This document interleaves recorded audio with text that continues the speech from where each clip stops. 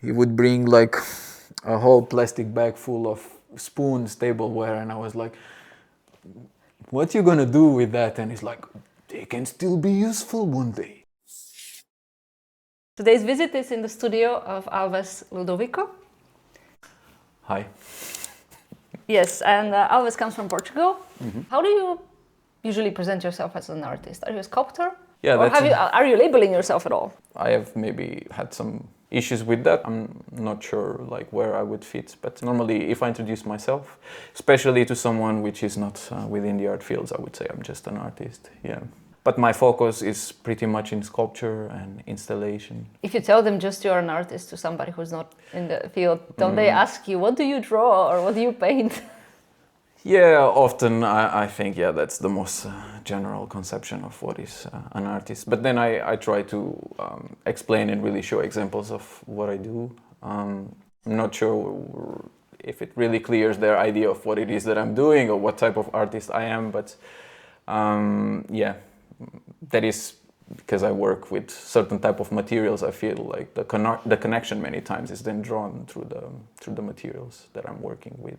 I've been looking into biomaterials for some time. As a student in Aalto, I felt that there was an interest on finding like more sustainable ways of making somehow.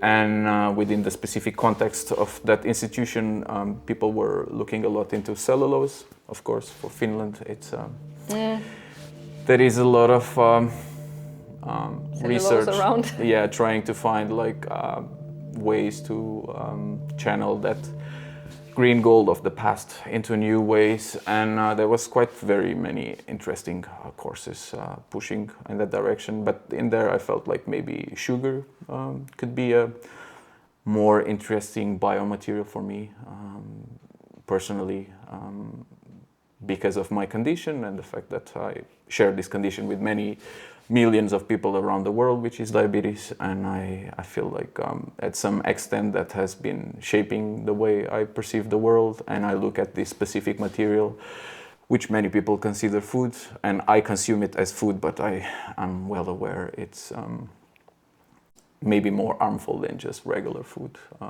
Yeah, and it's the type 1, was it, that you have? Yeah, so I need to use a insulin pen, and basically I'm trying to we try to make replace the pancreas, or that it's not working or not producing the insulin, and many of us are cyborgs like me, with help of technology can nowadays manage the condition better. But it's a very sensitive game of trying to level the things of life and try to have a stable line and approach to things. And at times it's, it's... and it does also affect the practice that you do as an artist. Yeah. I've been thinking about it more like as a lens to try to understand the larger concepts of conditions, and also from the moment you have a condition and you live in a society, then you are depending on a system to be able to survive and sustain yourself. And many times maybe we're going a bit too far. I don't know what is the scope, but I've been quite critical a bit of like extreme capitalistic systems at times. But I also am aware that people with conditions have been kind of depending on these systems that they could exist in a different way, but on the current way it would be really difficult to access to this kind of technology without belonging. And and it's also it's pretty much a privilege, because there is many people around the world who cannot access such technologies that facilitates the control of certain conditions, and also they just can keep them alive, because the systems cannot supply insulin even to people who acquire this, who happen to have these conditions. Yeah. Or we went really deep. Oh my God. It's okay. It's fine. The thing is that you do your sculptures a lot with sugar. Yeah, exactly. And how do you do that? Like, It's you melt the sugar and then form it, or how do you? yeah, it depends. I've been trying to apply it in many different ways. In the beginning, I was more thinking to have it almost like a slip casting technique, just that you have a liquid mixture and then you pour it into a mold and you acquire a form. I've been into 3D printing it, replicating systems of like you do with ceramics that you use Berbertine, I think it's what it's called, a liquid ceramic to 3D print a form. So I was replacing that and having sugar. That was maybe the best thing of being within this Aalto context. At some point I was hanging a lot in this ad lab, and there was a lot of other engineers. And there was this person that then became my friend, Ashish. He was kind of ruling I have met Ashish. Yeah. He has been kind of, he was one of the persons managing ad lab, and then there was some other people building a laser sintering machine, and then I have an opportunity to use that, and they were running some trials, and then we tried some of my forms of just have like raw sugar that was basically melted and bind it together by using some laser. That was really interesting because you could get like a piece which is 100% sugar, and I still have them, and actually some private people have acquired some of those pieces, and we made them 2018. And the interesting thing about the material, it is that while it's still meaningful, I believe if people are interested, you can keep the material for quite a long time. It won't really go bad unless if there some animal catches it. Yeah, exactly. Or if the humidity conditions are right, you can keep it for quite a long time. There is, I think, in Germany, some sculpture is 180 years old now. It has been kept in the right humidity conditions, and you can keep it as long as you have the interest. And that, to go back of why I start using this material, it's that I felt like I can use it, and I can use it for some time, but then once my ideas or what I want to convey with my artwork becomes obsolete, maybe it won't be as problematic as if I was working with more durable materials that have a much larger span and that would stay here kind of as a problem for others. Of course, some may argue that I may be competing because it's a source, it's a very caloric source, sugar. And some people may think that I'm competing, if you think of the shortage of food in the world, that maybe could be used to channel to feed some people. There is no shortage of food in the world. Yeah, exactly. It's just how we it's just are. The distribution exactly. of it. Yeah, exactly. But that's an argument, and I'm just trying to explain why I still feel comfortable to use this material. I think someone mentioned that while I was presenting my thesis, not now, but in Aalto.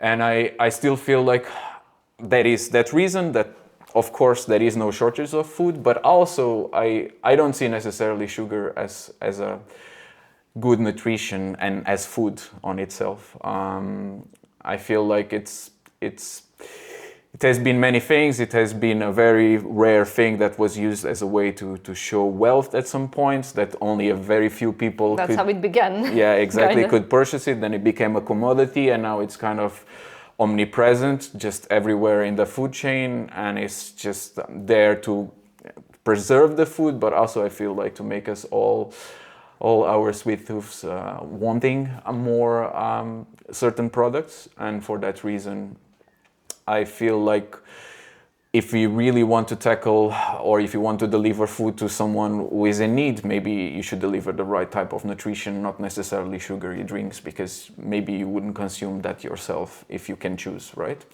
So for that reason, I've been using sugar as a material, but also I have been only using a type of sugar that is produced in Finland, which is beetroot. So it's kind of locally sourced. That is, I didn't even know they do that. I mean, yeah, no, I haven't yeah, really it's like researched this, sugar that yeah, much. yeah, that is like this white beet sugar that you can use. Of course, then I use at times other starches and stuff to keep the mixture stronger, but at the core, sugar has been kind of the material. And at some point, and when I was talking more about the condition and the food,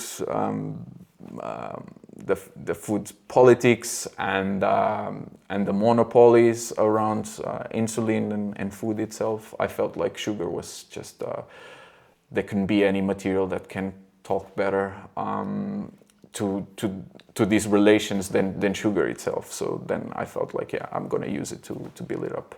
It makes a lot of sense. Yeah, my practice. Yeah, but lately it has been expanding, and I don't not necessarily work only with sugar, and I've been introducing more and more of like found materials and things that are discarded. It's not because you believe you have something that should be said or that you want to talk about that you should discard the other issues. I feel like they are all interconnected, and if you want to talk about how harmful sugar is, maybe you don't have to. Yeah, you cannot use maybe all sugar in the world, or like if you want to talk about something else, maybe you should keep and be trusting in your morals and methods to keep developing the ideas that you want to convey. Yeah, let's land here in the studio. We will get back to your materials and your practice for sure, most definitely. But your practice happens here in this space. Tell me about the space. How long have you been here? It's interesting that you said it. You frame it that way. I think it happens here, but maybe this is the place where I grasp the ideas. I try to make them concrete, but I feel like the practice is. That was a bit of an assumption, I would. It's because it really happens on like observation and just like living life, maybe commuting, being at home sometimes can trigger some idea that then you want to keep exploring. But of course, this place is kind of the haven where I feel like I can put things down and make the material experiments and start translating the concepts into material or not material outcomes. I think something I have realized, it's when you get out of the academic umbrella, the dynamic of your studio may, if you happen to have one, and if you're able to have one. Exactly. If you can afford to have one. It's a really important space. Because at times you may feel isolated and lonely, and I feel like the community and being able to talk with all these people who are somehow in the same boat, all these other artists, really become an important thing. I don't think I would be able to, I don't know, sometimes, especially people who do not do art themselves, may look at us as like these wild beings inside of these dark boxes, just there with these crazy, unhealthy ideas, smoking a few packs of cigarettes every day. And that's maybe the very old-fashioned. I think maybe drinking wine is more of an association than the packs of cigarettes. Okay, but maybe they're just both of them. Yeah, I don't know. Yeah, beginning of 20th century kind of vision of how it was. Yeah, exactly. But I think it's really the opposite for me. It feels like at times it's just therapy where I can come and talk to people about the problems or the complications of having an artist practice, but also just life in general. And those are the moments that maybe become the most meaningful on producing things, and that then support and channel your ideas and what you want to work on. But definitely something that might not be taught it might be taught but not taught in school, and it's something that you really realize. And I've been thinking also about that and talking with some people, like how many people actually abandon and do not pursue an artistic career in, or even creative in any form, just because it's hard. It's really, really hard.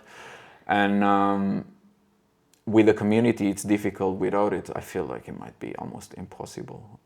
Or then you are really lucky and some institution kind of gives you the opportunities that you need, and even so, even if you become, if what you are working on is really requested, I still feel like you won't go far without maybe relating to others. Absolutely not. Then, of course, I can also have a few moments of isolation where I can think about something. It's almost like self-therapy at times, and that's also important. But you need that time to then kind of digest your ideas with others. It's worth mentioning that you are sharing this space with others. Yeah. That's why you are also, finding it so. Yeah, exactly. Yeah, we had like in the beginning there was 6 of us, and it was not everybody was coming here, but it was nice to notice that you have these people around and that there was a network. Slowly it has been shrinking. But there is still 4 of us, which is quite nice. But also, like in the corridor and the whole building. The whole building. Much. It's this floor. It's basically. No, the other floors don't. There is also an archive in the very downstairs, and then in the floor behind, under us, underneath us, there is some people running maybe more like construction business. Basically, there is very interesting aspect to the building.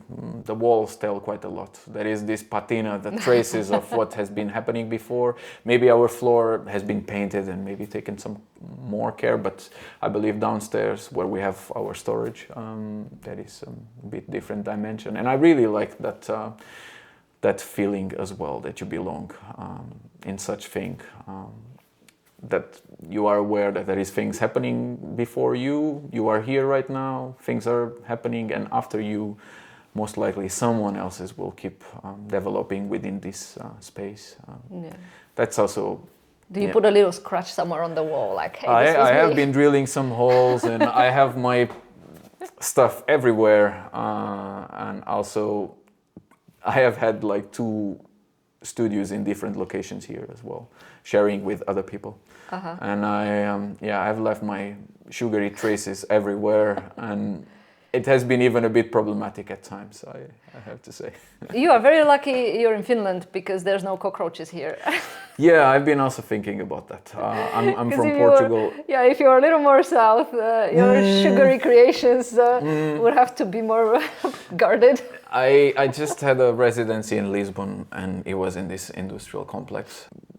When things were starting to get calm in the studio, people would leave. I would stay by myself a bit later, and I noticed the interest on my work from cockroaches and many other. Audience was coming. A lot of different insects, but I think everybody else's were a bit disturbed, and they were really trying to fight with to keep these beings away. But I felt somehow, it was interesting that they were coming, and it was really, it was a very interesting location. A bit like this one also.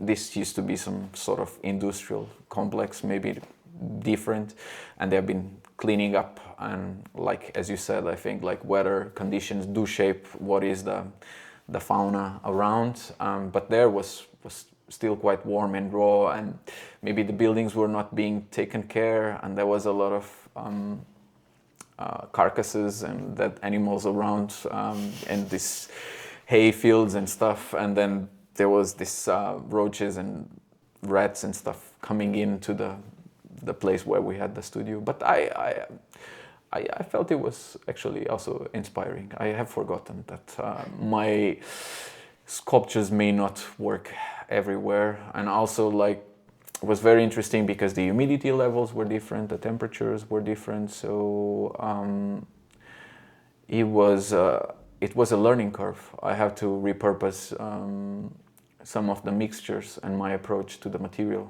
or the materials, because it's quite stable here and throughout the year, and the humidity levels inside the buildings is pretty controlled, and in the building because initially they had to really keep the warmth in. Yeah, exactly. So yeah, that's also interesting. Like, yeah, of course, without these technological means, maybe life wouldn't be even possible in some parts of the world, right? And technology has, potentiated us to be almost everywhere, no matter what are the conditions. But there it became clear that I had to seal my work differently, because then many times I either shellac or use some kind of oily mixture to kind of seal the sugar, to trap it inside. And I had to look into different options while I was there, because a plexi box around it or something? No, that wouldn't be an option. But just like, instead of doing only one layer of shellac, doing two, maybe, I was also experimenting with different materials there. I was also using more salt and some other materials that are more connected to that area, and blending some rock and other materials that I found in the surroundings, and mixing them with the mixtures. So I was experimenting, but it's interesting that just by changing the geography, the practice needs to be repurposed, because you may not be able to have the same outcomes. And that's something that I enjoy, because I don't think I'm the most consistent person. And in creative processes, I believe it's still a good thing that you do not have full control. And I think you can see that by just thinking of a very unstable material as sugar or biomaterials.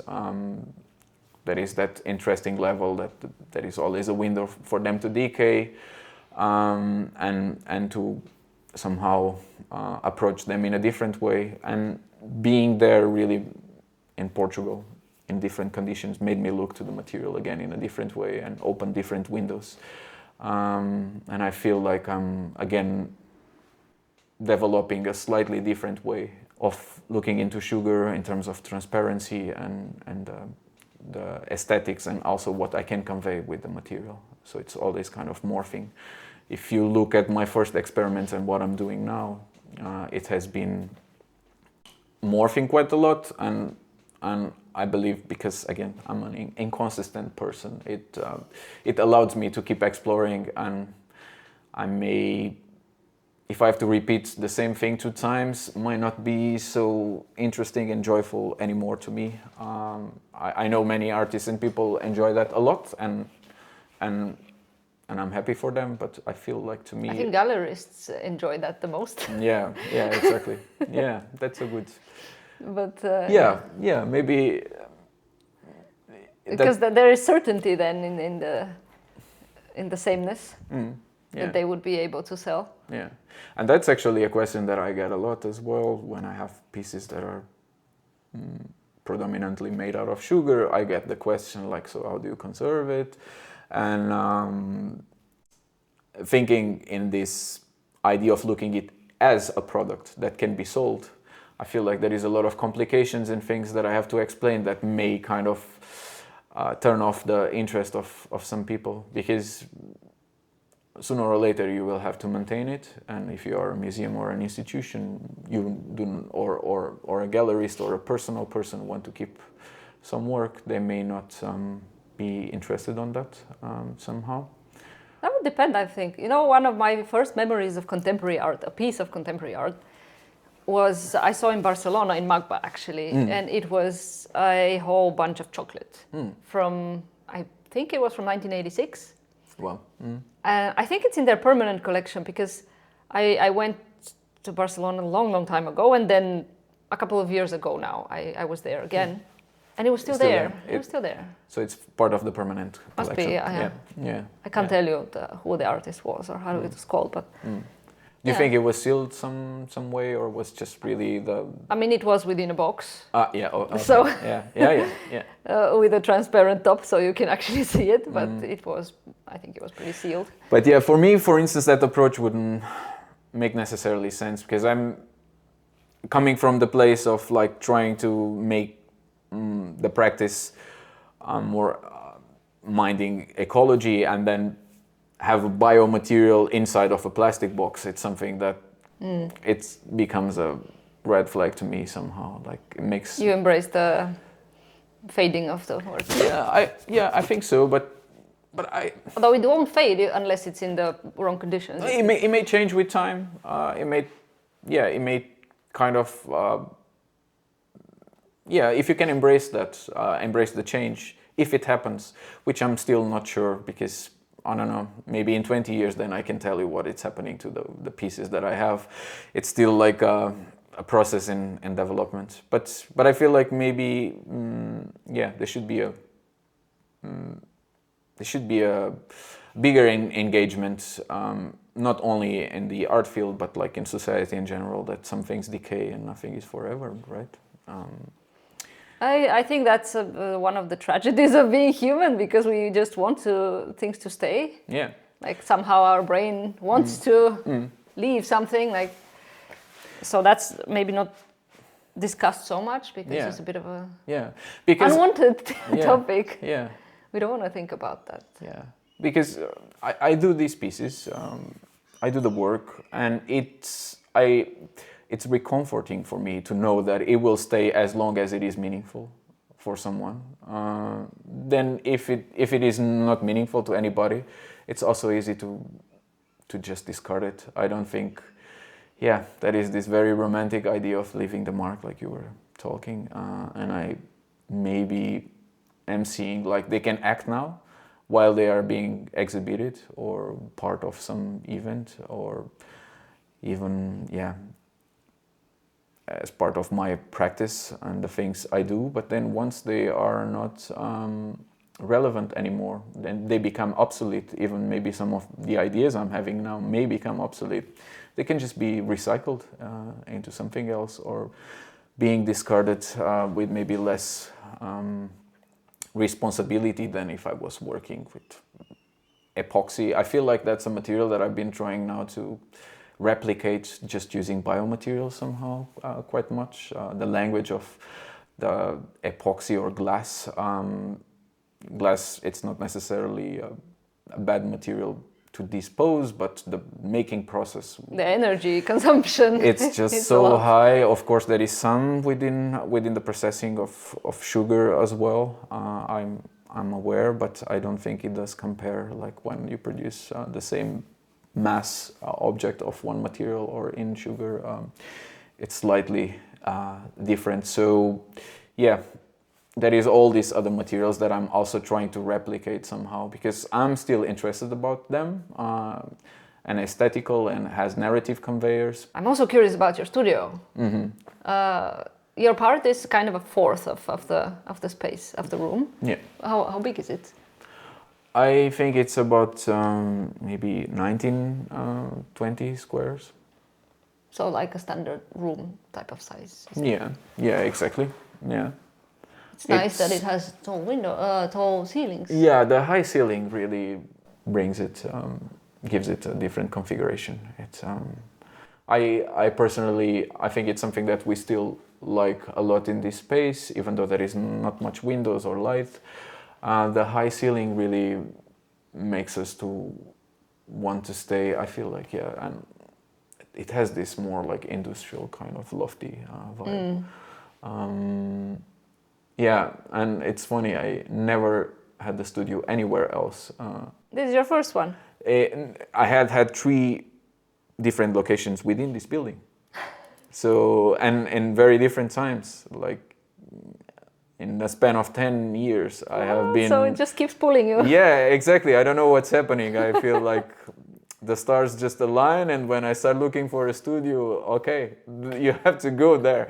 This is the one. Yeah, I'm even Actually, I'm kind of lying. There was my friends. They were living in a communal house next in Arabia.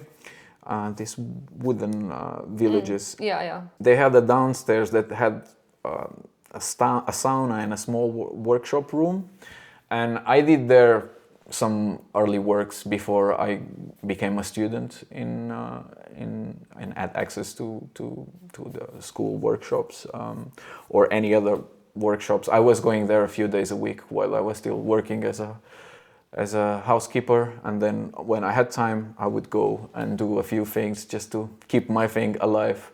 Yeah, those were very interesting times because I was really wondering, do I want to sacrifice so much to keep doing this thing? But then it happened, yeah, I keep pushing, and I'm still doing my thing. This actually is a very good moment to transit into your own personal story. Like, you are from Portugal, but you are now in Finland. How that happened? How did you end up here? You said that you studied after you were already here. Yeah. So yeah. How did life happen? Okay. Maybe this is a bit longer story because it's okay. We have actually time. my story in Helsinki started in Amsterdam. Okay. So yeah, I did this exchange in the Netherlands, in Arnhem, not in Amsterdam, and then I met some teacher there that invited me to do a Da Vinci program in his studio, and I was working in Amsterdam. What is that Da Vinci program? It's kind of if I'm not mistaken, it's like an exchange program. It's like an Erasmus that maybe looks more into kind of working experience. So because I had done Erasmus already, I was just studying, but then you can do Da Vinci, that you kind of do you just do an internship in a place, and you can also get some kind of grant or funding for that. Well, that's really good. I only knew about Erasmus. Yeah. So you were studying in Portugal before that. What were you studying? Yeah, I was actually studying design. Everything a mixed bag. There Like was graphic design, spatial design, whatever. There was all the different courses and everything in. And to be honest, I really love that approach because I could use tools from graphic design, learning about Photoshops and all that stuff, and then learning about 3D modeling. And I think what was missing was the real contact with building, because the workshops were not necessarily, didn't have much possibilities. So there was a lot of desk work and a lot of presentations, but it was a nice experience because everything was meshed in and I could get a little bit of everything. And for me, as I told you, I maybe get a bit bored if I'm just working in one direction. So it was nice to have that opportunity. Then from there I did the exchange in Arnhem, in Artes, and that school was more looking into narrative objects, I would say. It was not necessarily design anymore, and I really felt that was a direction I wanted to go, because even though I study design, I was never a designer, but I was using the tools of design to maybe try to convey some certain topics and to expand on them, but there was still this attachment to some sort of function. And then then I moved to Amsterdam, and I was working for this Ted Norton studio for some time, and that was kind of the first time that I experienced like larger projects. That was a design studio? No, actually it was they were in between jewelry, fashion and fine art altogether. At the time I was finding the practice quite interesting, but they were working with larger museums and bigger budgets as well, to get just more like interactive and like offering experiences to the larger public. But then you could also just have jewelry as a way to convey something bigger. I was really happy to be in that place at such a young age, and to understand there was like 5 people working there. The communication was also quite interesting, even though there was like the main artist and we were all kind of under him doing the work. But I learned, and I felt like it was possible to live and make a living out of art, even though now I realize might not be easy for everybody, but at least I saw that it's possible because it was happening. And the studio there was, I feel like it's not that I'm trying to replicate that, but I learned that, yeah, a studio can also be just someone's living room, someone's kitchen. The studio can be a place to share your thoughts, the sadness and the happiness of life, and everything gets somehow magnified and shared within this space. And I always felt like when I go to my studio, I don't want to just be in a space where I work, because there was also a place where you could be at times. In the beginning, when I didn't have a home in Amsterdam, I actually even slept in a corner there, and there was a shower and everything. It was really hard to get home or house or room to stay in Amsterdam. So I think they're notoriously famous with that problem. Yeah, exactly. So yeah, I feel like I still have maybe more and more unconsciously and in my deep memories traces of that I try to think of what a studio should be. I don't think I want to ever maybe have a big studio with a lot of people working with me, but I replicate that with how I work with other people here in the studio. And then I happened to meet someone that was from Helsinki that was still completing a master in sociology here in Helsinki and doing an exchange in Amsterdam. And then we met, and I start hearing for the first time about Helsinki and how nice it might be. Then I was thinking, yeah, I'm enjoying my situation here, but there was a few things Amsterdam is great, but it's really cosmopolitan, and I felt like it was hard to really get to know people. I always would find someone available maybe to have a beer, not necessarily to talk about how I'm feeling of being in Amsterdam. I could always go clubbing and enjoy that side of life. I didn't felt like there was always time. And it's like anything in life. I was just not lucky to maybe land in the right circle and meet straight the right people that made me feel home. And I had a totally opposite experience here, because when I came the first time to Finland, I met all the friends of my partner, and I immediately felt like, wow, they were so welcoming. And I felt like this can be a really welcoming place. And I was really lucky, because I know many other foreigners do not have that experience. And I still visited 3 times, and I was always getting this nice vibe. And then going back to Amsterdam, and even though surrounded by people, feeling very isolated at times. And then I made the decision, okay, I will maybe give it a shot. So you met your partner in Amsterdam? Yes. Okay. Yeah. Yes. And then, not my actual partner, because I've been in Finland for 10 years. So then I moved, and I think with the previous partner. Yeah, the previous partner that made me come here, we stayed together maybe 3-4 years, and then I had a period where I was just by myself, and then I met my actual partner, and we have been now together ever since. And we care for 2 human beings together as well, our children. Basically, love brought me here, but I feel like, of course, the system works, but I think no system can be working without good people.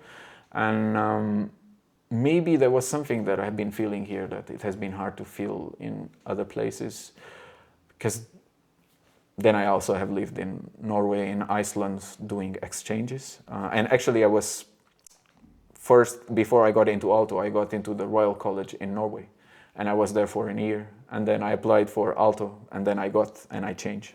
But I was living in Oslo for a whole year, and in all these places, either Amsterdam, Oslo, or Reykjavik, I felt like people are super nice and things are quite nice, let's just put it this way, but I never felt like I belong, and trust is maybe the word that always comes to me. It's like I really appreciate this idea of I arrange something with you, I'm gonna be there no matter what. Yes, that sounds very familiar. Yeah, and if it doesn't happen, I will at least let you know that it's not happening. Of course, accidents happen, but I feel like the standard, and all Finns and all the people living in Finland are different, but I feel like this is a standard that I appreciate here somehow that I didn't have much in other places, and specifically where I come from. I feel like in Portugal and in this rural life, south of Germany, I would say. Well, that I don't know where to draw the line. I feel like about there is also a lot of people who are, who can belong in this kind of trust approach anywhere in the world. But I feel like maybe here it has become more of a hidden rule, and that makes makes me feel. Maybe I'm not sure. I don't know if it's trust the word, but maybe just reliability. Reliability, because reliability. You can. But yeah, you do trust that the other person will stick to their side of the agreement. Yeah, exactly. Yeah. And that has also, been changing me quite a lot. Yeah, something I learned in, for instance, Amsterdam is that you should always be on time. That's something that I was really bad, and I don't know. I've been learning a few things, but also I've been trying to keep alive the things that I've learned from the place that I come from. I've been feeling quite comfortable in Helsinki so far, and I don't know. Nowadays, as a joke to myself, I feel like, maybe I will be buried in this place. Maybe not. I don't know. That's some sense of humor. Yeah. That's the joke.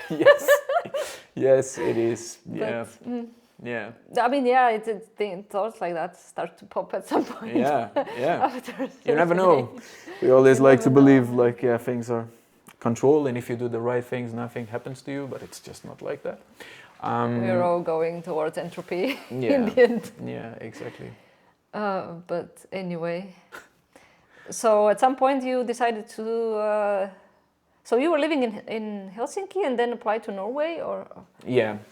So. Why? Yeah, because as I told you, I was doing some work for money, like working in the hotel businesses, doing mainly housekeeping and other things, and it was not so easy in many different ways. And I would say it's very difficult, even, especially if you actually have some prior higher education, and then you I have to do work that is not in the direction that you were thinking you will be going. Maybe. Yeah, and I understand what you mean, but when I arrived here, I felt like of course, I do have an education, but I'm not going to feel entitled. I will just do whatever I have to do to keep myself around here, because I still at times don't see, like, I don't like that hierarchy that you have some studies and maybe you are more capable. Again, the place that I come from, there is a lot of like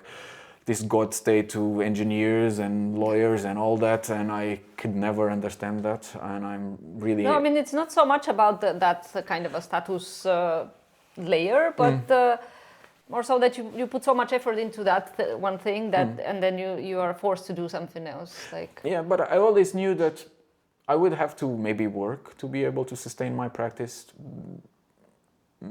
because maybe what I'm doing, if I was maybe thinking more of sales and just keeping and sustain myself from selling what I do, maybe the design field would have even been better, and I've been distancing myself more and more from that, and I feel like it's maybe not so easy to have a certain type of practice and still sustain yourself. So I thought, in order to be able to keep doing what I want to convey, I will have this romantic thing that I will always have a side gig. So it didn't matter to me to do housekeeping or some design jobs or whatever would be. I would be happy to be able to do my artistic thing now and then, and that was the position. But then I thought, like, it's quite hard to get some opportunities in more like established platforms like galleries and smaller things, and I thought like maybe studying could be a way in, and I was talking quite a lot about this with my partner at the time, and maybe it would have been possible to just keep going just with the education I had from Portugal and the experiences, but I also felt like this could be also an opportunity to go deeper into the fabric of society and try to understand how people acquire knowledge and how they do things in an institutional level as well. So then I applied for schools in the Nordics first, and I was planning to apply to Aalto, but actually in Denmark and in Norway at the time, I think it was around Christmas time they were having the submissions, and I applied, and then I was just throwing the mud, and it sticked in this Royal College. I really felt it's a nice institution, but I was still thinking I want to stay within Finland. Why am I applying to these Nordic schools? But I also felt like maybe why not? Did you apply to KUVA then? No, at the time I was really, my portfolio and what I was doing was so far that I thought like I don't think I will ever have a chance for that, because it was so much about like even though in Netherlands I had started more this narrative and try to do objects that were looking more like fine art. I still thought I'm not ready for KUVA, and at the time I think everybody was talking more about Aalto University, and I was maybe more 10 years ago thinking in this design field. So the practice has been morphing, I applied more like to design schools. And then again, this program in Norway was super interesting because you had graphic design, fashion, and was all together, and we were sharing the studio, media art. So people were really doing different stuff, and that was really interesting as well. But after some time, I start feeling like, great people, nice place, but it's not Finland.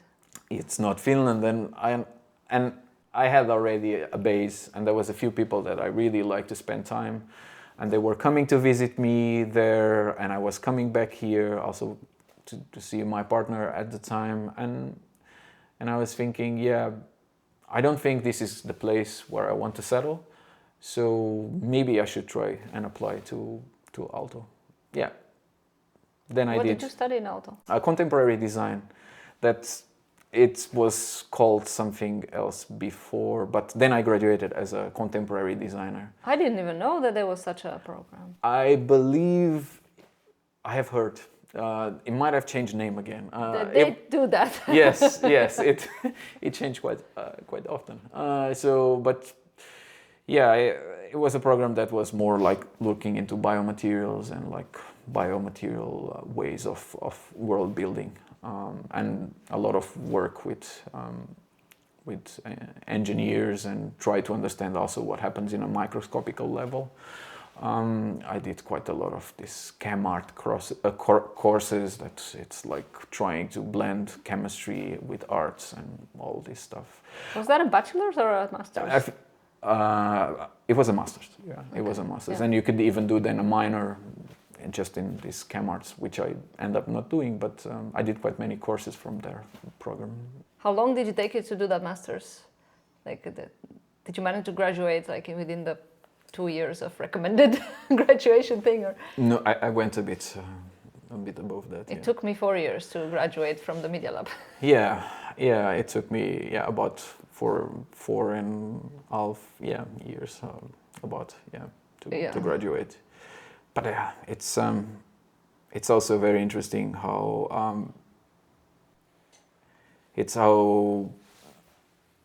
you feel the energy almost when you get into the institution. Like in Aalto, I felt like, and at the time I have heard it has been changing as well. Like it was seen as a longer process. As for in Kuva, it was like as soon as you get in, people start talking about getting out.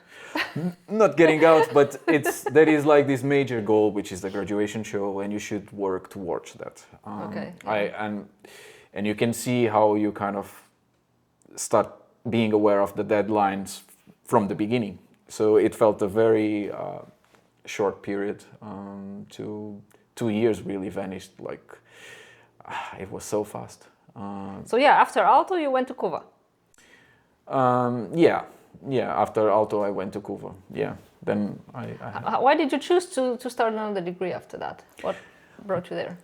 Because I really felt like that's something that maybe originally I wanted to do, and my practice was really shifting, and I also felt like in terms of scale, in terms of understanding how to build and to engage people with what I'm doing, I would need a different set of skills that maybe I could acquire by myself, but it would take longer time. And I also felt that I see academic institutions as a safe umbrella that justify most of the things you do, and that give you, and I don't mean to the institution or to themselves, but myself, because when you have courses and people who show interest and support you in what you are doing, it becomes so much easier to explore ideas, and they grow so much faster. And I felt like at the time and age that I was, maybe that would be the important time to get to have that experience and excel somehow in many things that I was trying to develop on my own. And looking back now and after writing my thesis, I really think that I'm approaching knowledge and how I convey it in a slightly different way. And I'm still using materiality as a core thing in my practice, but it's not as core as it was. And I think it's interesting that I have that knowledge coming from the design sphere, but then now it's just part of something that I like to think as more broad, but in a good sense. I'm not just focusing and going in a microscopical level. I'm trying to relate that knowledge with larger concepts, and then of course the school facilitates a lot of access to different type of machinery and knowledge that otherwise you cannot have on your own. That was one reason why it took me so long to graduate from Aalto, because they have an amazing material base, and then you can do so interesting things with that. Yeah, but that's also something that shaped a bit my second experience in the academy, because I had that prior, so I knew like, okay, let's enjoy what we have, but also keep in mind that in a few years you are out and then it's over, and I want to look at my practice as a long-term thing. So even though I was having used the space and certain tools, I was also thinking, is this something that I can keep pursuing once I'm out of the institution? And I feel like many of the things I have done were kind of also shaped by that understanding that I will create a platform and acquire knowledge that I will be allowed to pursue afterwards. And I think definitely that came from the fact that I already had an education, because I feel like, when you are in these institutions, you just want to go for it as much as you can, but then you also become a little bit addicted to what the institution can give you, and that withdrawal can be a bit painful in many ways. True. Yeah. Although it's good that, I mean, I guess it really depends on the type of technology you were using while you were there, because I think with the makerspace in Audi, for example, or like there are different hubs that you can also have access to pretty neat machinery. But it depends. That's I think those initiatives are just fantastic. Actually, I'm a big fan of Audi, and yeah, the makerspace, and the Fab Labs around. Yeah, I think they are really needed spaces. Although I feel like these spaces always have a very specific way and limits of what it's allowed to do, and I feel like many times. Also in the institutional level, there is also limits, but the negotiation is a bit different, because you can try to show or enhance this idea of experimentation more. And if some machinery gets damaged, yeah, it's problematic everywhere. But I still feel like many times in schools, you might be able to do a little bit more than you could get away with a lot more. Yeah, then sure. if you are in Audi, it's a bit like you have this specific project, let's do it. If it jumps out of what it's safe for the material, then it's a no-no. Yeah, exactly. Yeah. And I understand why it's happening. Of course, they cannot fix a broken machine all the time. You know, they used to have a laser cutter in Isomena. Okay. Before the one in Audi came to be, and it was a lot more free what you can do there with it. I think I laser cut once some plywood that was this construction grade. I didn't know at the time that there are different types of plywood. I mean, to me, plywood was plywood. Yeah. But then you see the fumes coming. Yeah, exactly. And nobody was there to tell you, oh, this should not be happening. I didn't break anything, but I think they were oftentimes something was not entirely right there because somebody else was also using something a bit off. Yeah. So I can see all this viewpoint in that they're limiting very much what you can do with the laser cutter. But don't take me wrong. I think like as a tool for creation in a social level, it's just fantastic. It is. Yeah. Yeah.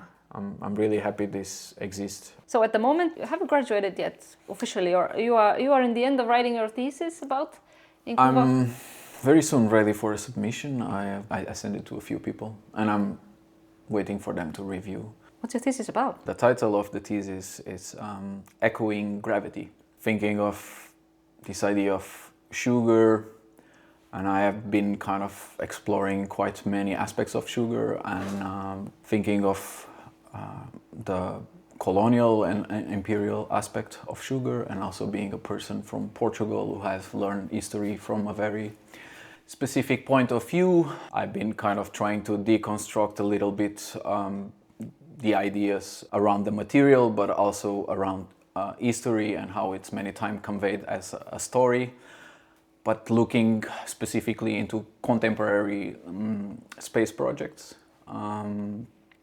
and try to build the bridge on how contemporary companies exploring space projects are mimicking approaches and language and using the same communication as imperialistic countries and systems kind of convey their ideas, and also how their practices are acting in the world. Then I trying to convey data as kind of a material that has a similar influence as sugar had in the colonial systems, and how maybe not only governments or the royal families, but private companies are harnessing and extracting data to profit just a very specific segment of society. Space science has been really important to understand what's happening in the planet, and even to maybe fight like the pressing issues around the environment and all the other things. We need to know better how things work, but still I feel like now has turned into into a sphere, space has become more and more privatized, and it's kind of also possibilitating these mega constellations of satellites that then allow us to have more surveillance in the planet, and they have been also supporting and being sold as services that we all consume, that then again is just being channeled to a few heads, and these same people are amassing a lot of power. It's maybe nothing new, it's just a cycle. And it's replicating, you know, because if you look in the past, you had the few people managing these imperialistic systems, and it was maybe more clear because it was a way more violent system. But I still believe that at some point, this is giving the tools for the control of the system to become also violent in different ways.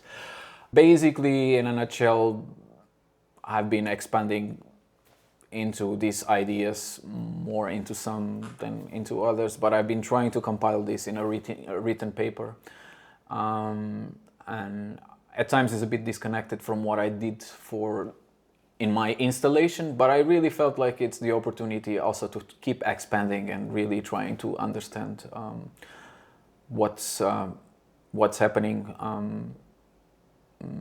in this sphere of space. Because it has been also something very exciting and maybe exciting is the word for humanity. This idea of and it's on the rise again. At the moment. Many people call it the new space age. And But now I feel like the focus is. Although no, it was also in the past. Like the moon is just this. Like okay, we gotta go to the moon again. But now the interest of going to the moon again is that you can actually settle some sort of intermediary stage to maybe then keep going farther, maybe to Mars, maybe to mine meteorites. That is all these dreamy ideas, which I'm a bit concerned about in the way that if you could do this without keep extracting and deploying the same systems that we have been doing all the time, it would be one thing. The problem is that by doing so, by sending ships out there, you are still taking resources, fuel from the planet that could be channeled into something else. And it's like, how can we be so excited about the space and the moon and the other stars, and we do not care about this one? And I have this specific chapter where I look into other thinkers that have been kind of looking into this idea of how terraforming it's really exciting when applied to another planet, but then the forms of terraforming in our planet have been so aggressively exploiting the resources and the people that work in them. You cannot just operate space exploration without actually using the materials, the minerals, the fuel that we are already using too much and that are already polluting and also affecting many areas in the world. So you say there are other things you want to do now after you graduate. What are you doing at the moment? What do you want to do? You mentioned before we started that you have an exhibition next year. Mm-hmm. Yeah, it's going to be in Sculpture gallery, and in the work I will be presenting there, it's kind of a research that I started in this residency in Lisbon, where I was staying in as I told before, this old industrial complex. At some point was the place in Iberia, containing Portugal and Spain, where most things were being built, and it has really tight relations to the dictatorial ship of Portugal that was over in 1974, and a lot of minerals, metals, rubbers, plastics were being processed and made there, with materials coming from everywhere, from the former colonies of Portugal, but also from inland or from Portugal, the country itself, and everything was being processed there. And the working title for now for that exhibition has been Mineral Clouds, and I'm just looking into how digitalization it's often being sold as a solution to many things, and the outcomes and how it operates is many times clean visually, but how there is this industrial machine in the background operating and facilitating that visually clean usage of softwares and clouds and information and data, but it's all still being powered by mineral and by let's say dirty operations made by humans. So that's kind of the key idea of the show. When is it gonna be there in Sculptor? It's gonna be in February. Okay. Yeah. Yeah, and then I just had a show in Annantalo, and maybe thinking of the future, that could be something nice to talk about. It was a collaboration with Mariana. I actually have met in Aalto University, and we were working closely with a curator, Isabella, and I really felt like it was nice and meaningful to develop something together. It became so much easier, like where things were not working so well, you could kind of share the burdens, and when things were rolling, we could all enjoy and share our good feelings about it. Was that your first collaboration, or have you done those before? I have been doing that more in academic context, but yeah, in a public space like this, maybe was the first time.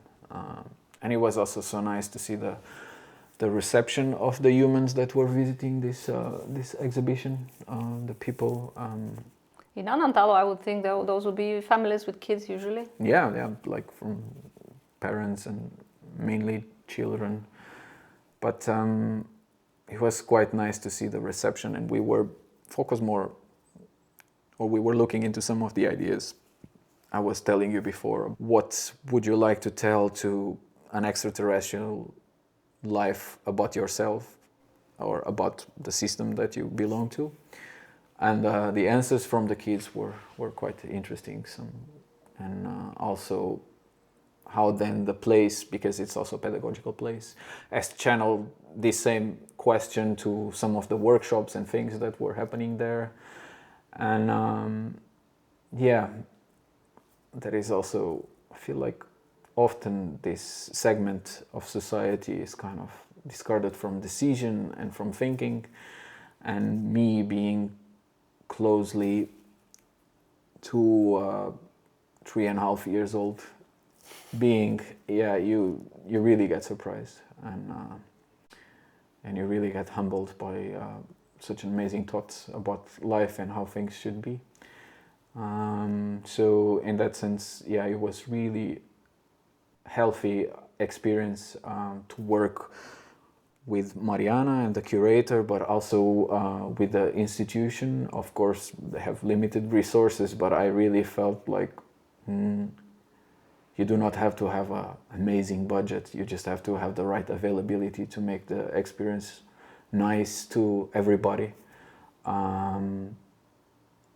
Because as I told, I always have some side gig that pays the bills, and then that's another big theme I usually try to ask people about, because it's not talked about enough. I would say. Yeah. So yeah. Yeah, but it was also nice there. Actually, they were able to pay us all some fee for actually working for them. Yeah, even though the person from Annantalo told, like, yeah, still everybody else is making money but the artists, because of course we had a bit like larger scale objects and they have to be packed and they hire the company to do so, and of course people who work permanently in Annantalo, they have their regular wages because they belong to the institution, and of course the more precarious of Annantalo is not just an exhibition space, they are much more than that, or originally they are a pedagogical or school to they're teach like arts. kind of an educational center. Yeah, exactly. Yeah. So it's normal that, of course, they are earning more than the artists, but then you have the exhibitions, and I think it replicates also like many times when you work with galleries, like, yeah, the artists themselves are the most precarious and they are the ones making the core of what's happening there. But yeah, that's... I mean, you said you had worked before in the hospitality sector.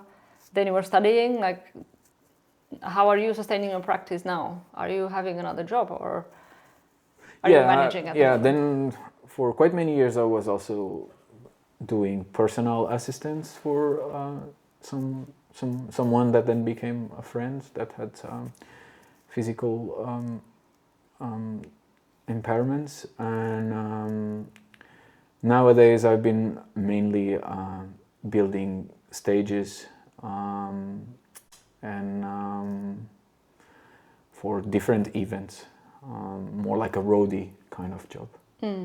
That it's a bit more flexible, and that's what I have been doing now and then. Yeah, but it's not always easy. No, it's really easy. Most of the time it's actually pretty tough. Yeah, if you want to go that... I mean, just as long as you want to go. I think it's necessary. It's something that I talk a lot, yeah, with people as well. Yeah, it's really nice when you can get some money from actually doing a show, but it's very rare that happens. I have no sales at all. And I mean, I was in Auto, and then we had one professor who was just straight up saying, like, look outside of Finland for that kind of a market for your work, because it's so small here, the market. But how do you actually do that? That's a good question. He didn't really disclose that part. Because I have heard that also before, but when you are based here, I don't know, maybe you can work with online platforms. Many years ago, I have put my stuff in some online platform that actually just recently sold it to the UK, but that's also something that I don't know, That's very much of a hit and miss type of a thing, I would say. Yeah, and I think it was one set, and I'm not actively looking for that, but I don't know, maybe some galleries can actually represent or bring your work to be certain sphere that it looks relevant enough that someone can, or well, not relevant, but that someone wants to acquire. But yeah, it is really hard, and especially when you take care of small human beings and then you really start to prioritize. I don't know, maybe... The topic of artists as parents is a whole other universe there. Like, super complicated, and... Yeah. I am not expert on that, but... yeah. I don't know that many artists who are parents. Yeah. Let's put it that way. And I understand why. Because then it's like... to be able to keep your expensive hobby, that's what it feels at time. Of course, I don't want to call it that, and that's not how I feel, but as a joke sometimes I describe it like that. Then you have to have time to still pay a living and still be a parent. Being a partner, it's maybe the part that at times very sadly kind of suffers the most, or being a friend. I feel like there's just so many balls to throw in the air and then keep them there. Yeah, and it's not so easy to juggle, and that's where maybe I don't think I could maybe stop being an artist. But it really gets hard when you need to start making decisions, and when you start understanding that by pushing so much the thing that you love to do, you might be uncovering the other sides of life, which also bring you happiness. It becomes hard. But it's a constant negotiation, because now I'm not alone anymore, and I was never alone, but I mean, I have people that are depending more directly on me than before, and I need to understand how my partner feels about my practice and the things I do, and how my children, and how present I can be. And I think that's a part that it's non-negotiable. Maybe I will never stop being a parent, and I cannot stop being a partner. I want these things to continue. Of course, being a friend, it's also really important. And maybe in the hierarchy, then being an artist is what comes next. For now, I've been still be able to cope with it, but let's see how it goes. Yeah, well, hopefully it will still keep going, and you will do just fine. Yeah, then maybe it's not that as I told you, it's also not negotiable that I will cease being an artist or having an artistic practice. It's just like thinking of everything else that it's happening. I will maybe have to adapt my practice so that everybody else is happy. I was thinking about something else, because in the beginning that I was saying I'm not alone, and thinking of my artistic practice, I feel like nobody is ever alone. It's impossible. That's a concept that doesn't exist, right? Your bacteria is always with you. Yeah, exactly. But you are always interacting and doing things with other people, and the artistic practice life, it's always a collective experience. You cannot really do anything by yourself. There is some humans who think they have some special genius powers, and they can do, and they create things out of nowhere, and it's just fantastic. But I don't think that really exists. This idea of being an artist, and always mention yourself as your practice, but it's never just your practice. I've learned so much with this experience that I had with Mare and Isabella during my times in school, all the conversations I had with the peers, what we are doing here right now. It's they are all contributions to maybe things that we many times call as like a self-activity, but it's never a self-activity. And maybe the fact that I became a parent enhanced more that side of life, and also took some pressure from my practice. Because if you talk to me maybe 10 years ago, I was so fixated, and I would maybe jump more into crazy actions to keep this thing alive. And I feel like now it only makes sense if they coexist with everything else in life. And I feel like the topics and the things that I will be talking about become more meaningful if they come from that stand than if I was just thinking about me, myself, my story as either a diabetic person or, I don't know, a person living in Finland. But everything, it's somehow connected. And also you are not only a diabetic person or only a person who lives in Finland. There's so many more things, and that's just natural that there would be a lot more to anybody's practice. Yeah. And that is a beauty in that. Yeah. Then of course, like, some artists get lucky and they can get some time to think. I think grants are always something that people talk about. To me, they have been just these tales of an oasis that I have no idea what it is, but might be quite nice that you get those and you can fully. I couldn't say from personal experience. I've only gotten a couple of project grants so far. I have never had a working grant, so it's hard to say. But the grants are a whole other kind of worms. And it's also I don't know. It's also work on itself, right? And I might be really wrong, but I feel like at times, like to get into the grant game, you really need to shape not only your practice but also your thoughts to what certain institutions might be looking for. And 100%. Yeah, and I feel like, of course, you can work on anything you want, but because you know that this thing may work better, it's already shaping what you are doing. And maybe there is nothing wrong about that, because many times these institutions have good intentions, but on the long run, I don't know if that can be also. It's the only way. If you cannot cope with having a side gig, maybe you really need to play that game always, and you just get good at it. But it's a bet, and it's a bet that can take a lot of your time. And I don't know, did you ever play in the lottery? Do you have some sort of routine of how you work, or like how does the process go usually when you come here to do some work? That's a very good question.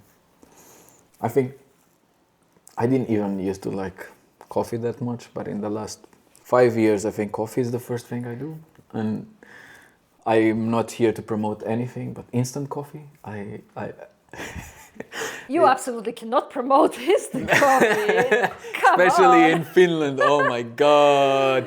Oy. It really became the Instant coffee. The best tasting coffee. I don't have maybe any here, but like it's not just because it's practical, but I actually like it better than this mocha or any other kind of coffee. And in Portugal we drink a lot of like espresso. It's really like, but I get more that kind of feeling when I use instant coffee. Do you actually know how instant coffee is made? I might have read about it, but I have some vague idea that I had read about it, but I don't remember right now. But the instant coffee is the worst. No, it's so I don't know. It's fast. It's I feel like it tastes better than any other coffee these days. And like absolutely not. Just like no milk, nothing, just the raw instant coffee. Exactly. Oof. There was a very short period I was drinking instant coffee when I was like a first year student a million years ago, because I was so poor, I didn't even have a coffee maker. And then you just get instant coffee. I think we should have one instant coffee after this. I'm gonna make it for you. No, I definitely like. No, really, I feel like. Why is it? Why do you think? It's just purely about the taste? It's about the taste. No, I know that instant coffee is also more unhealthy than regular coffee. Okay, that's news for me. Tell me about it. I mean that's the idea in my head, which I cannot give you proof for right off the bat, but I might have seen it somewhere as a fact or something. That has to be double checked. But because actually, basically, it's just brewed coffee that you let dry out, and then the mass that stays, it's what becomes the. I'm gonna check, but do tell me about your routines here. Otherwise, so I will get back to the coffee. Yeah. Okay. Yeah. Maybe we can even cut this bit. It depends what I'm gonna be doing that day. Maybe a little bit. If I'm just gonna be writing, I may just start going at it.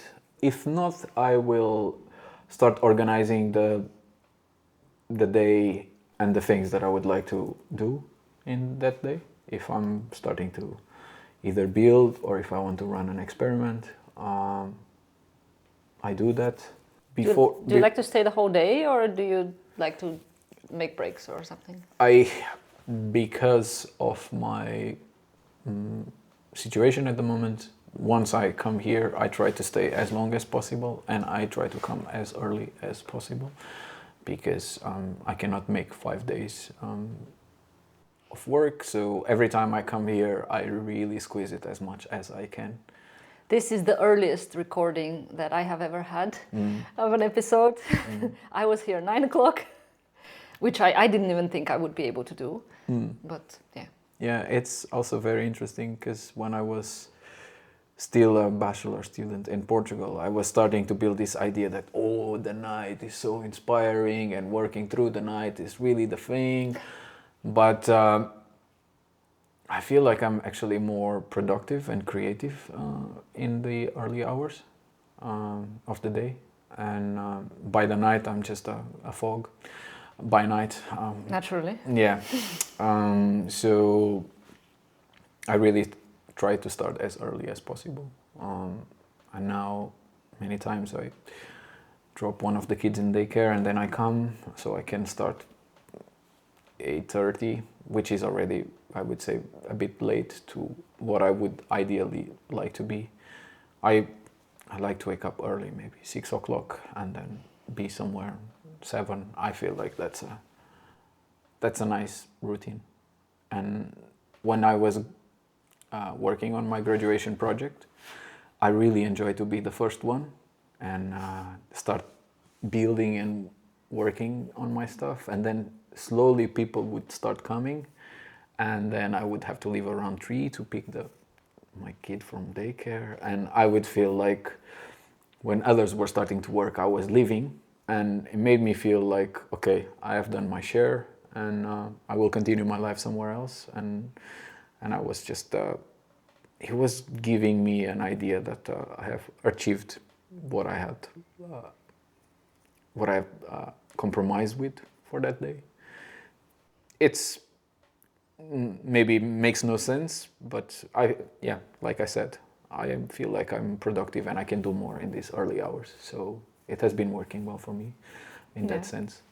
So starting early and then just keep going. Something that annoys me the most is if I forgot some sugar or some starch or some syrup or whatever, and I still have to go somewhere, and I came here and I forgot it. It really annoys me. And something that also annoys me a lot is if my sugars drop, there is this hypoglycemia, and I have no snacks around, and then I still have to go to a store. That's maybe the minus of this place, which is a bit isolated. The closest groceries, it's maybe Prisma, and it still takes some time. So there is some planning, which I'm not always the best, that needs to be done to come and be here. And then I prep some meals that is kind of a common kitchen, and that's my break. I like to go there and try to cook some stuff, some food. And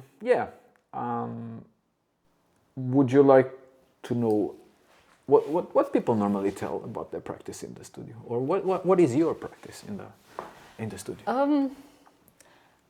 I have asked people about certain routines, and they haven't. I feel like they haven't explained with too much detail. Like they have mentioned different aspects, but maybe this would be interesting to know more about. But then on the other hand, it very much depends what a person does, because you also mentioned that if you're doing a specific activity, there's one routine. If you're doing something else, it's a different thing. Yeah. So, but yeah. Because there's actually. I mean, for my experience, I always try to have snacks. So I don't. I mean, I haven't checked my blood sugar. I don't know if it drops, but I just feel more secure if there is something that you can munch if you need to. So I would go to a shop either before I get to the studio, but then my studio is a bit more central, so there's many shops that I pass by on the way. Yeah. Yeah, I don't drink instant coffee, which, by the way, there it is. Like, okay, both instant coffee and regular one have some health benefits. What is the source? Goodrx.com. I don't know what that site is. Okay. But instant coffee has lower amounts of antioxidants and caffeine than regular coffee. So it doesn't even have so much caffeine, which might be a good thing. Yeah. But it has a higher amount of some element, acrylamide, a potential carcinogen. What? Is what it says. Oh my god. Still, it's considered a very small amount, but that's what this site says. But I'm having a bit industrial amount. Well, I'm sure that everything in balance would be okay, not in industrial amounts. Yeah, exactly. Yeah. But I don't know. But yeah. Anyway, I mean, I do have tea when I'm in my studio, or cacao. I really like cacao. Just like in the milk or plain cacao without anything. Water. With water. With water. Yeah. Wow. It's very strong, Nice. but it's also very uplifting. Mm-hmm. I discovered it a few years ago, and I really love it, especially in the winter when you're feeling even less energetic. It's very good. I recommend if you can get over the initial taste, because people are used to drinking it with sugar usually or with milk. Mm-hmm. So just plain cacao with water. It's not as easy to, you know. Mm. But once you, I think this is also with coffee. It goes like that. People start drinking coffee with sugar and milk, and then they go to black in the end. Yeah, exactly. Yeah, but so it's kind of like that. I would use maybe that as a reference to my experience with the instant coffee. I kind of maybe learned myself into it, and now I cannot get out from it. I think you just like the convenience of making it. Yeah, maybe. Yeah. But it's also interesting thinking of the studio practice. I feel like if I'm really building something and I'm feeling like I'm getting late or that I may not have time, the commutes are really important time to start thinking about the practice and what I'm gonna do and programming. But one thing I've noticed is actually podcasts have been destroying that. I don't know if it's a good or bad thing. Not sorry. Yeah, no, I listen to a lot of podcasts or YouTube videos as well during what I do. Yeah. Yesterday I didn't have battery in my headphones and I was biking home and I was thinking about our meeting today and I was thinking an experiment that I run, and I was still biking and trying not to crash into anybody, but I was processing some things. And if I go with metro, I just put my headphones and it's really difficult to think about anything else. Of course, I'm acquiring knowledge and many of that can be important later on in the practice or in life. But yeah, so while I'm working, I try to put just music that lets my process flow and doesn't interrupt me with thinking. Because if I'm listening to someone talking in a podcast, I'm trying to understand what that person is saying, and then I cannot fully focus on what's happening around. But that's just me. So music is a really important aspect. There is certain type of music that really help me. And many times while I'm in the studio, I try to imagine what is the space or the immersion or the object that I'm building, and I try to curate soundtracks that somehow can match and can inspire me. Because also what I do, it's not all the things, but some things are really physical and they require a certain rhythm, especially the older series. And I feel like, it's music can really affect the rhythms of the things I'm doing and the mood, overall mood. And if I'm still researching, then it needs to be certain type of neoclassical music. Otherwise, I don't think I can. But noise, it's also getting disturbing, which is really sad. I feel like I cannot operate just in static and like in the emptiness of noise, or of absence of noise. I need to have this musical thing. It's almost like I get the same feeling. Imagine you are doing a repetitive job and you start thinking with your hands somehow. Like you are doing, but you are not, you are looking and you are understanding what's happening, but you are processing some other idea in your brain and your hands are just active. And I feel like music can bring that to me while I'm writing somehow. There is some parallel action which is kind of supporting but not disturbing the thought. So music is important here. What other places of inspiration do you have? At times can just be anywhere else really, where I have a notebook and I can just write some ideas down. I like to sit and see people passing by. I think many people maybe have that. Maybe nowadays I don't have so much that idea, but when I was maybe younger, I was really interested on how people do things, how they grab objects, and how people do that while they are not aware that they are being observed. And then nowadays, thinking of surveillance and all these things, it becomes a really disturbing idea. But I'm still really interested because I feel like that also tells pretty much about, in an unconscious way, what people think about things. I think this is one reason why reality TV is so popular and so beloved, because people like to observe other people. But reality TV, it's still not the most pure version, because people know... No, of course not. No. People know... It's not about that, but just people want to see how others do things. Yeah, and I don't mean to be judgmental or trying to get to know things that I shouldn't know about, but like when you sit in some place and you just see people passing, and many times maybe they are not aware that someone might be just sitting and looking to an action. But I feel like that can be quite inspiring. And sometimes, again, I'm not even really looking, but having this motion and humans interacting activates something in my brain that then leads me to a place of thinking. And then I do some drawing or some notes on that. But it can be anywhere really. But if there is a specific location for something that I'm working for, I tend to go to that area. If it is some institution where you can be, I like to be there thinking about, because there is all that energy happening by the space itself, but also the humans that interact with that space, and it's always interesting to try to channel something from the space and the people interacting with the space to the work that you're going to put there, because later on they're going to be all in communication. So it is important to have that.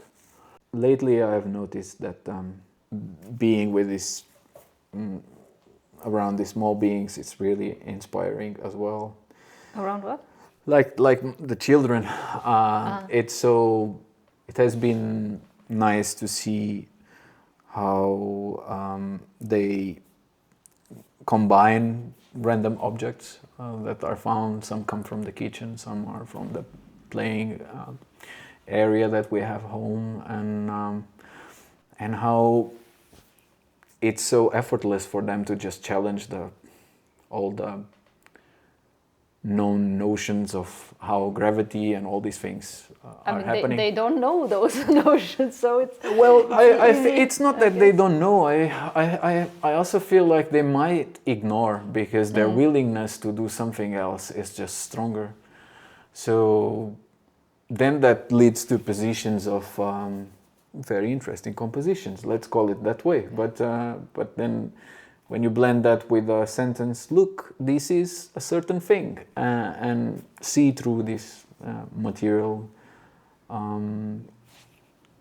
curation and process them, and also how they interact with each other, because one is 3.5, the other one it's 5 months old, and this sheer pure love between two humans, and watching that really puts everything that I'm doing into perspective as well. Because of course, not everybody want have children, and I think that's the most fair deal ever.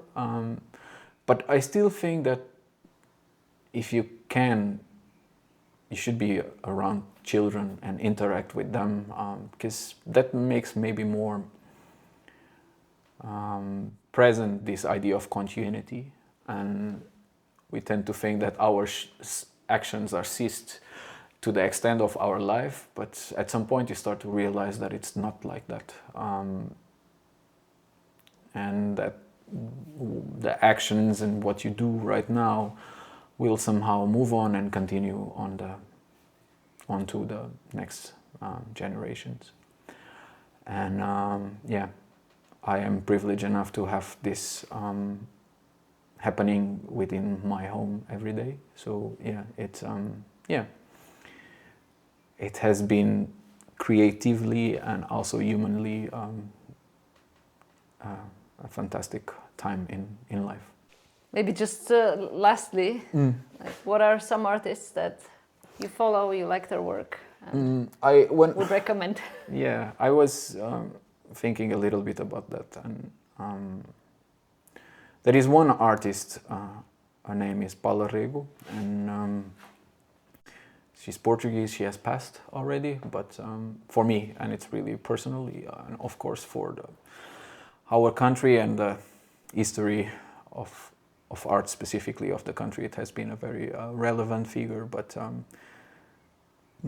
Paula Rego was always kind of fighting the regime and for rights, feminist rights and abortion rights, and our practice was quite enlightening, because as a kid, you go in these school trips to museums and stuff, and I was excited or curious about art, but maybe because there was a tour guide that was really capable to encompass and explain what Paula Rego was doing with her paintings, I really felt that was a time that I understood like the power to convey a narrative and rehearse ideas and scenarios, and they're really brutal and violent, these paintings, and they also tell a little bit of personal experiences, but I really like her stuff, and I feel like that was still an important point for me to wanted to become an artist. And maybe that was more in a critical level. Then I would like to mention an artist that I actually also mentioned in my thesis, which is Thomas Saraceno, and maybe not so much to what it had become, but I still believe that this series of Aerosine, and even though it may be very spectacular and contribute to a very specific aspect of arts, but the core of using hot hair as a way to commute people, I really feel like there is an idea of hope, an idea of looking into different systems to do the same things that we are doing, and I think that specific work, it's quite interesting, and it has been very inspiring. And it's also critical, but yet has this kind of empirical almost research of how to somehow rehearse a better scenario, which is still important, and it's becoming more and more important in a world where things seem to be going down more and more. Then more recently, I also like, in terms of scale, the work of Sandra Mujinga, and there is this Brazilian artist working with more like gaming art, Gabriel Massan, which is super interesting as well, the way to kind of unravel like the societal structures and privileges and experiencing it through gaming, when you are just a character, and then you can kind of notice all these things. It's a very exciting practice as well. And there is many others. I feel like you, sure. All my friends, people in the studio here, even I still feel like my grandfather and my grandma have been, for different reasons, the first artists that I actually encountered. They were actually artists, both of them? No, but I still think they have artistic practices, especially my grandma with all the embroidery and sewing work. There was a very specific aesthetics, and and there was an history that was conveyed through the things that she was doing that were really inspiring and still are. I think we all, our family, our close ones, are really inspirational. And my grandpa, I really feel like at times I didn't even like, but he was really pushing me to go and do all these things who belong to a certain specific group, like working with hands. Come with me to the workshop, I will teach you how to do this and that. And I didn't always enjoy, but I still carry some of that knowledge with me. And you work with your hands now. Yeah, exactly. Yeah, exactly. So, yeah. So that, and it was, to the end of his life, he became more of a hoarder, and it was more of a junkyard, the backyard that they had in their house, and it was so amazing. Like, he would bring like a whole plastic bag full of spoons, tableware, and I was like, what you gonna do with that? And he's like, they can still be useful one day. And he would just keep hoarding, and I don't know, 300 extension cords, and I would always do the same question. And then at some point, the saturation really became artistic act. It comes from a very sad place, but yeah, I think it had deepened our relationship, because I was getting more and more interested about this human. And of course, when you are a kid, you are really depending on your loved ones. Then there is that age that you distance, and then you come back to them again.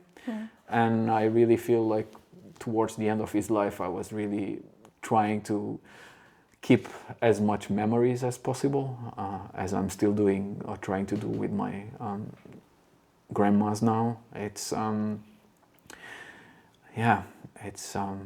nothing is for granted, and you only realize it at some point. There is maybe a reason why these kind of thoughts are not always present, but at times there is some things in life that make you realize, how that nothing is forever, and it's important to just be present when you can. Yeah, so that's that's a perfect ending. Just like it sums it up completely. Yeah. And thank you so much. Thank you. I really appreciate the opportunity.